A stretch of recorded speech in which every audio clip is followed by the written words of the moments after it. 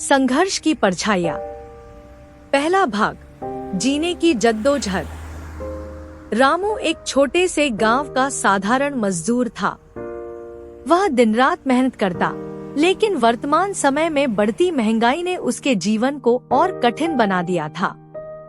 रामू के पास एक छोटी सी झोपड़ी थी, जहां वह अपनी पत्नी गीता और 2 छोटे बच्चों के साथ रहता था।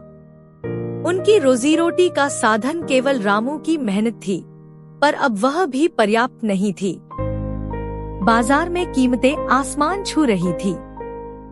हर रोज जरूरत की चीजों के दाम बढ़ते जा रहे थे। एक समय था जब रामू अपने बच्चों के लिए अच्छे कपड़े, किताबें और खिलौने ला पाता था, लेकिन अब उसे 2 वक्त की रोटी जुटाने में भी दिक्कत हो रही थी। गीता भी अब परेशान हो गई थी।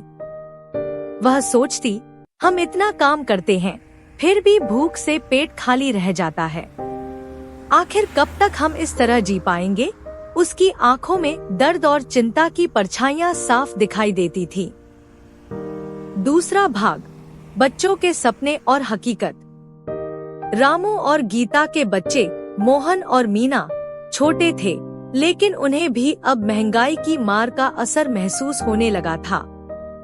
मोहन का सपना था कि वह पढ़ लिख कर बड़ा आदमी बने, पर स्कूल की फीस भर पाना अब रामू के लिए मुमकिन नहीं था। एक दिन मोहन ने पिता से कहा, पापा, मैं स्कूल जाना चाहता हूँ।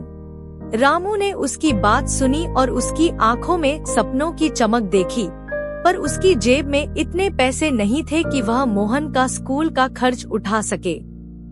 गीता भी रोते हुए बोली, बच्चों को भूखा देखकर दिल टूट जाता है। कब तक हम उन्हें इस हालत में देखेंगे?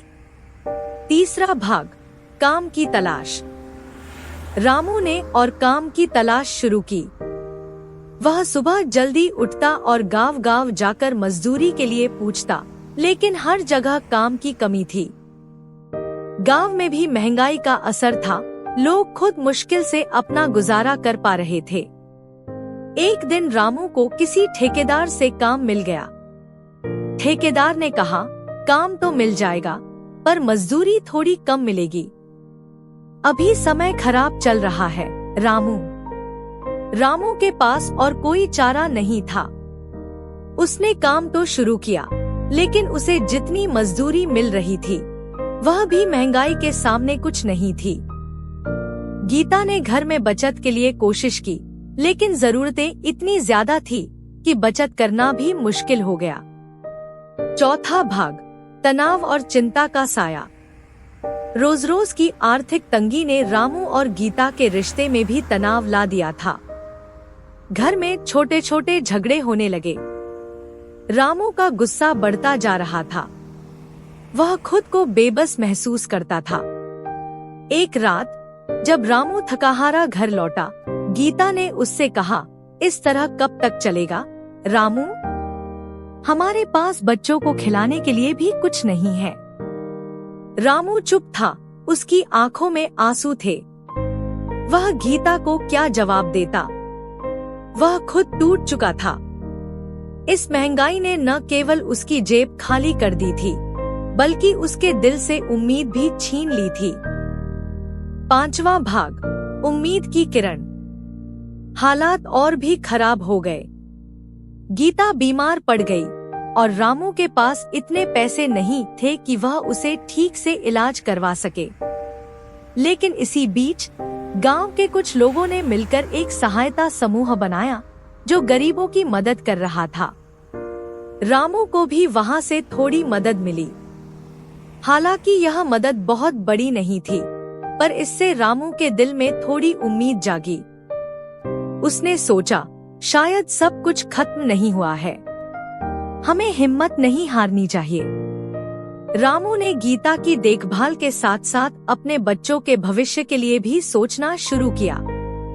उसने गांव के प्रधान से बात की और मोहन और मीना की पढ़ाई के लिए सरकारी योजना का लाभ उठाने का फैसला किया। छठा भाग, बदलाव की ओर। धीरे धीरे रामू ने एक नई राह पकड़ ली। उसने गांव में छोटे मोटे कामों के साथ साथ खेती करने की भी कोशिश की।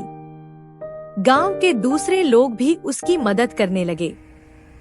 हालांकि महंगाई अब भी थी, लेकिन अब रामू ने हार मानने के बजाय लड़ने का फैसला कर लिया था। गीता की तबीयत धीरे धीरे सुधर रही थी और बच्चे भी खुश थे कि उनके पापा ने उनके सपनों को मरने नहीं दिया। अंतिम भाग, संघर्ष की जीत। रामू का संघर्ष अब भी जारी था, पर अब उसमें एक नई उम्मीद और आत्मविश्वास था। उसने अपने बच्चों के भविष्य के लिए एक नया रास्ता ढूंढ लिया था। उसने समझ लिया था कि महंगाई से लड़ाई इतनी आसान नहीं है, लेकिन जब तक मेहनत और हिम्मत बनी रहेगी, तब तक हर चुनौती का सामना किया जा सकता है। अब रामू और उसकी परिवार ने यह सीख लिया था कि जीवन में चाहे कितनी भी मुश्किलें आएं, अगर परिवार एक साथ हो और उम्मीद बनी रहे, तो हर मुश्किल का सामना किया जा सकता है। समाप्त।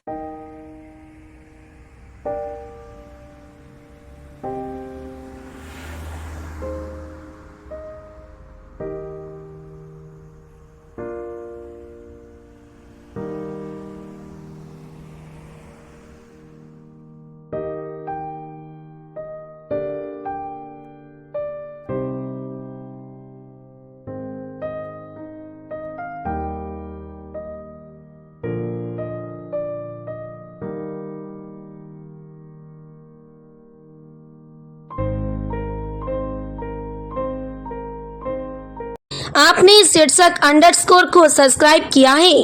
अगर नहीं किए हैं तो प्लीज अभी कर लीजिए और पोस्ट को लाइक शेयर